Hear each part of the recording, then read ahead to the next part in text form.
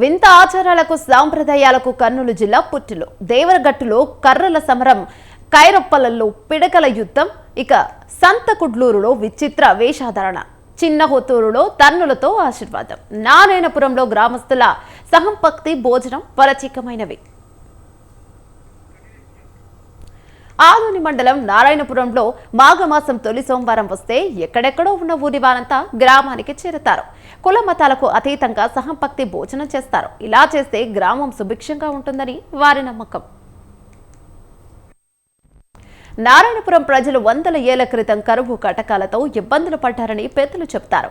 గ్రామస్తులు మళ్లీ కరువు బారిన పడకూడదని శ్రీ గజలింగేశ్వర స్వామి భక్తురాలు హగిరమ్మ అవ్వ అప్పట్లో మొదలుపెట్టిన ఆచారమే ఈ సహంపక్తి భోజనాలు.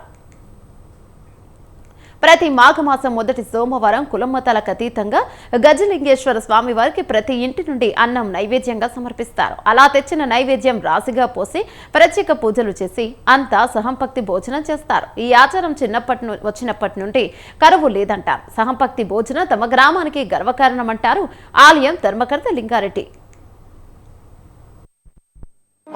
ఊరుబావి తోట ఉండేది. అక్కడ పోయి మా తోటల్లో అవి టమోటాలు, మిరప, అన్ని రకాల కూరగాయలు తెచ్చి ఆడ కూర్చొని అన్ని పచ్చడి చేసి బాగా రుబ్బి ఇంటింటికి జొన్నలు, అప్పుడు జొన్నలు తెచ్చి ఇంటింటికి చేసి ఆ బావి దగ్గర వంట చేసినారు.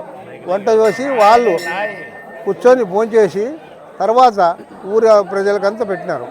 అప్పటి నుంచి మాకు కరువు కాటకాలేమి వాళ్ళ ఆజ్ఞానుసారము ఇప్పటి వరకు సుమారు 150 సంవత్సరాల నుంచి మేము అలాగే వర్తిస్తున్నాము. మేము ఈ పండుగ చేసే కోసము సురక్షితంగా ఉంటాము. దీంట్లోనే కుల మతాలకు అతీతం ఏమీ లేదు. అందరూ కలిసి ఏకపక్షిపదంగా